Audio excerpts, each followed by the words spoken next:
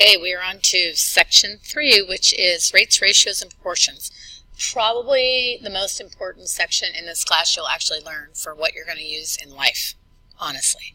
Okay, so a ratio just shows the relative size of two or more values, and it can be shown in several different ways. So one is you're just comparing the two values. 3 for every 5. For every 3 of this item, you have 5 of this item. You can write it as a fraction, a part of a whole, right? And then those fractions can also be represented as percentages. So here's an example. If there's 1 boy and 3 girls, you could write that ratio as there's 1 boy for every 3 girls, right? Which would be boys to girls. But then if you want to write that as a fraction, decimal, or percent, you need to have a total. So if there's 1 boy for every 3 girls, you would find that total simply by adding them up. And that is the total you use in your fractions. Okay? So 1 out of 4 boys, 3 out of 4 of girls. So total, you have to account for all 4 of those kids. 1 plus 3 is 4. If we were to find those by percentages, 1 out of every 4 is a boy. That means 0.25 are boys. And then you can extend that down to a percentage. 25% are boys, and then 75% are girls. That percent needs to add up to 100% if you're talking about a group of things. Okay, so a ratio table is another way to organize proportions. Each ratio or fraction is proportional to the other, and we know from equivalent fractions that equivalent fractions must have the same value. They are proportional. Okay, they're very similar. In this section, you're going to start to see things that we talked about in equivalent fractions come back again. Okay, so in fact, on this first one, let's look at 2/3 and then 8/12. Let's just look at that. Okay, and if this was a activity where I asked you to come up with an equivalent fraction for 2/3 and said make that 8, I know I would get there by multiplying by 4, and I would have to multiply the bottom by 4. And so then 3 times 4 is 12, 2 times 4 is 8. So those are equivalent. I also know by cross multiplying, 3 times 8 is 24, 2 times 12 is 24. Those are equivalent fractions. In a ratio table, all of these pairs of numbers have to be equivalent fractions to another. And not just to the first one, but to all of them. So for example, 8/12 has to be equivalent to 10/15. Okay? So in order to get, for example, from 2 to 20, I'm multiplying by 10. If I multiply 3 by 10, I also get 30 on the bottom, so I know that I'm okay there. 2 times 5 gives me 10. 3 times 5 gives me 15. So when you're filling in the blank on this one, you are figuring out what do I have to multiply that by to get 90. So 3 times 30 would give me 90. Then 2 times 30 would give me 60.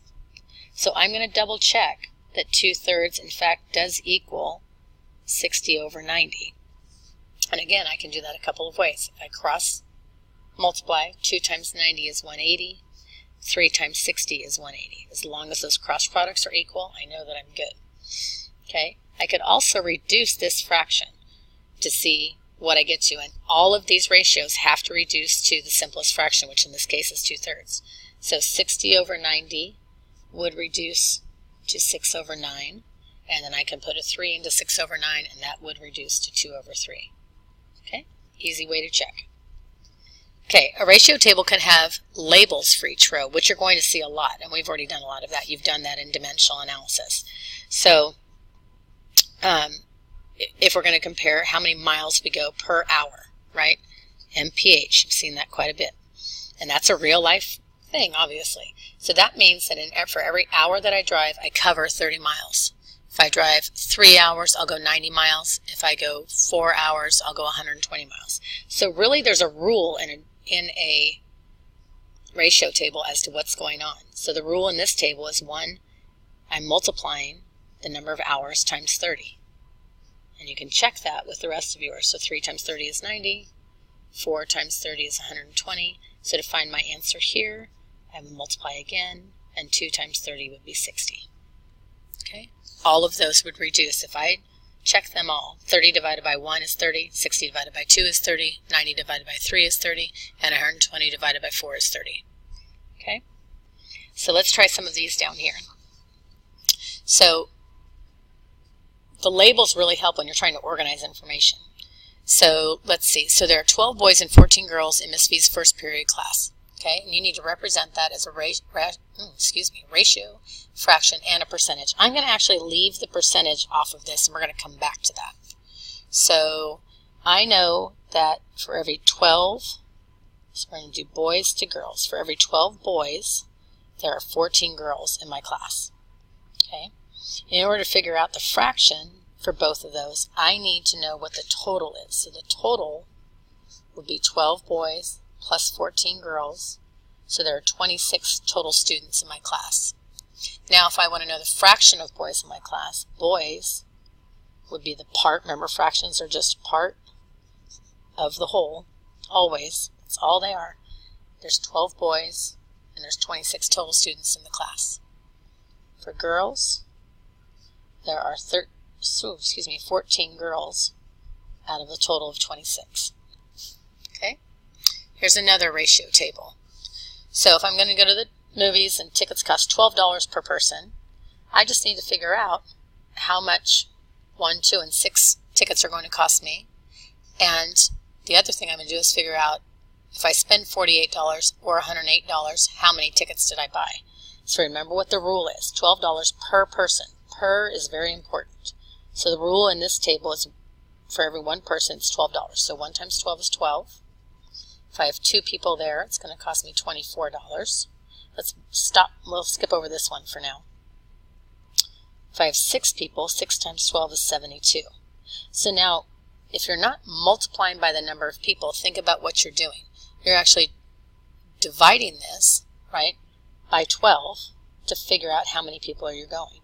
So if we have our input, we're multiplying to get the output. Now we have output, so we have to do the opposite. The opposite of multiplying by 12 is dividing by 12. So 48 divided by 12 is 4, and 108 divided by 12 is 9. I should be able to pick out any 2 of those ratios, and they should reduce to the same fraction or have cross products that are equal. So I'm going to pick 4 over 48 and 6 over 72. And they should reduce to the same thing. So I'm going to cut each one of these in half. So in this case, that would be 2 over 24. And in half again, you would get 1 over 12.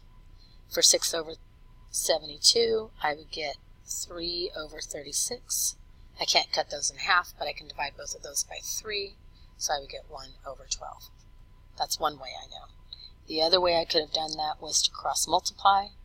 Some of you are looking at those numbers going, those are kind of big, Miss V, I don't want to cross multiply those. But you can. 4 times 70 would be 280. And then 4 times 2 is 8. So that gives me 288. 4 times 6, or in this case 40 times 6 is 240. 8 times 6 is 48. And again, you get a total of 288. So those are equal. Our ratios are proportional. And that's all we need to know. Thanks.